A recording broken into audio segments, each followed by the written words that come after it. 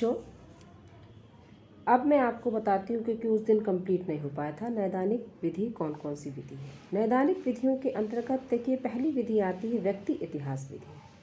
व्यक्ति इतिहास विधि क्या है? इस विधि का प्रयोग प्रायः उन व्यक्तियों के लिए होता है जिसका व्यवहार किसी दृष्टि से कुछ विकृत अथवा सामाजिक दृष्टि से आपत्तिजनक होता है। उसकी स्वयं की कुछ व्यावहारिक, सामाजिक एवं मानसिक कठिनाइयाँ होती हैं।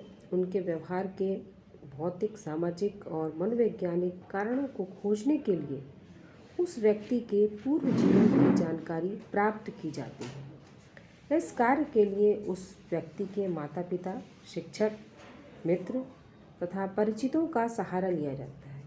आवश्यकता पड़ने पर उससे मित्रता भी स्थापित की जाती है और जानकारी लेकर परिणाम निकाला जाता है। दूसरी विधि है नैदानिक साक्षात्कार। इसमें भी कई प्रकार के साक्षात्कार होते हैं और जैसे कि नैदानिक साक्षात्कार का मतलब ये है कि इस विधि में रोगी से आमने सामने बैठकर बातचीत की जाती है।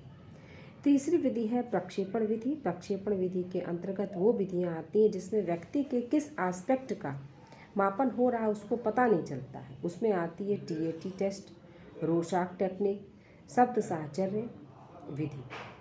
टीएटी टेस्ट में क्या होता है, उसमें कहानी लिखाई जाती